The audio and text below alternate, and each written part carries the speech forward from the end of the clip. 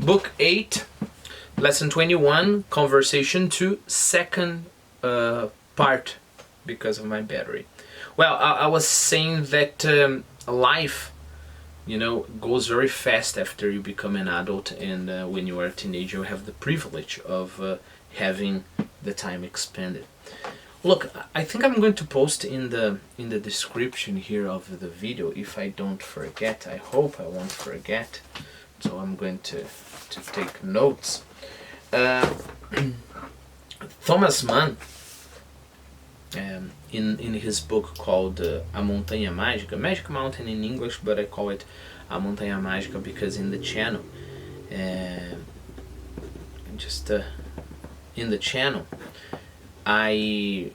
I'm reading it in Portuguese, and he has a fantastic, beautiful description about time. Time is a big issue in this book, and how much time expands and shrinks depending on how rich your life is.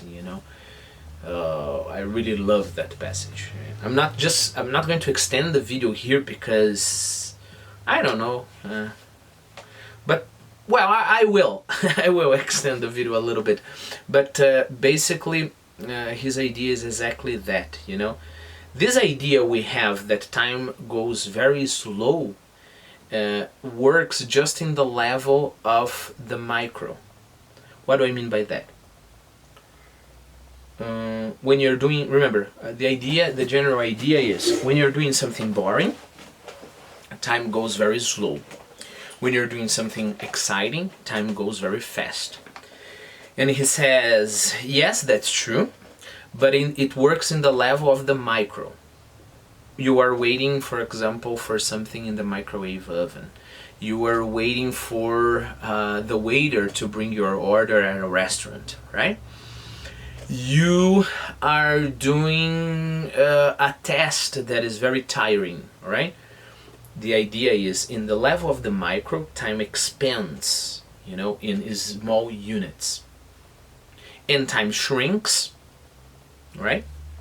It's still in small units. You spend a day on the beach, 3-5 days on the beach, and you think, wow, I had so much fun that it seems I arrived here yesterday, right? So, of course, and then we have the expression, time flies when you're having fun. Right. But again, Thomas Mann says, yes, it does work in the level of the small. But if you think about it and you pull the camera back, right? In the big level, in the big picture, time shrinks when you have a meaningless, I wouldn't say meaningless, is such a strong word, right? But a more repetitive life, time shrinks, and time expands when you have an interesting life. And I think that's incredibly true. Okay, the first proof, let's say the first example of that is during our childhood, teenagehood, right? It seems if you analyze your life, I don't know about you, but many people, if you analyze your life, I don't know, let's say, for example, I am 35 years old, So, up to the moment I was 20, things were happening, a lot of things were happening. So after I was 20, 15 years have passed. And then I get my life from, let's imagine, when I was 12, before that things are very obscure, until I was 20. So we just have 8 years. And those 8 years, they seem much longer than almost all the rest of my life, And then I have another very nice example. I remember for 2 years maybe I have worked as a telemarketing operator, and I think it was 2 years, and for me it was a month. I can't believe that I worked in that place for more than a month. I can't. Why? Because it would be the same thing every day, the same boring, meaningless job every day, day after day, So what happens when life is boring, let's say, it shrinks, Now, I do the opposite. I think these last 2 years, you know. Before that, I've been a teacher for 15 years, right? But before that, I would teach more traditional classes, you know. And then I started teaching literature to my students. I start with different activities, you know. And then it seems time is just expanding, you know. For example, I started recording videos for YouTube 7 months ago. And I've done so many interesting things in those 7 months, you know, both of the channels, Portuguese and English, and I've gotten so many interesting students that it seems to me that this year, you know, is longer than, I don't know, 10 years from when I was, let's say, 21 until I was 31. So it's incredible. It's incredible. Just one more thing, I know I'm being digressive, but it's a nice topic, right? And it's a little bit of a conversation. Then Thomas Mann says that's the reason why it's very healthy to have vacation, all right? Of course, the ideal thing is that you have an interesting job, right? So life will not just slip away from your grasp, right? But he says that, you know, life goes in that, you know, crazy pace, and you are just losing the life if life goes that, you know, if time passes so fast.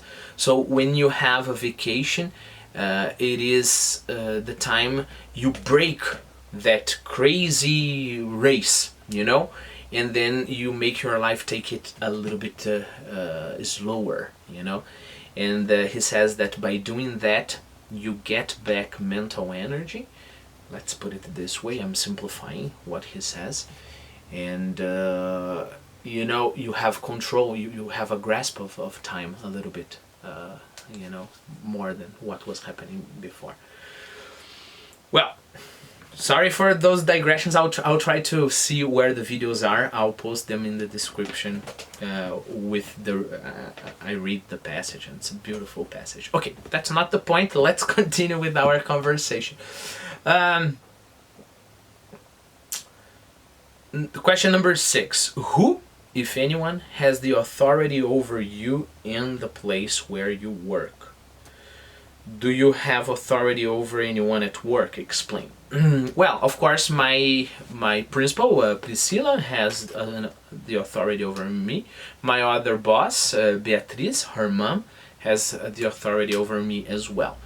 I have authority over my helper. I don't know how can I call her, but Mari, she helps me, you know, with many things, and sometimes over the teachers regarding some specific points on the classes and etc. When Priscilla asks me to help the teachers, right? Question number 7. Do you think you have already mastered English? Interesting. Why or why not? Answer. Well, I think it's a complex question. It's very hard to say master English. If master is communicate, okay. But I'm still studying English, of course. I'm still learning how to read, you know. Question number 8. What is your usual breakfast? Answer. Well, my usual breakfast is just like plain coffee, nothing else. And sometimes bread and butter, sometimes, you know, or a cracker, something like that. But breakfast is not a big deal for me. Question number 9. Tell us about someone who you have a lot of respect for. Why do you have a lot of respect for him or for her? Well, there are some guys that for me are saints, you know. I'm not a Catholic, but I really think, I don't think I have a religion, but I really like this idea of a saint, right? Who is a saint? A saint is a person that you recognize is above you, you know? That you are not the best that it can be. So it breaks our arrogance. I think that's very important, right? And you have to bow down and just hope this saint can bless you, right? I know this idea maybe would be a little bit blasphemous for some Catholics, but for example, authors like Dostoevsky, like Proust, like Thomas Mann, I think they're like saints. You know, they have reached a level that I can just hope. You know, I can just hope they ask, they pray to God that God gives me some of that. You know, because that's too much. It's too much. So I have a lot of respect for people like those authors.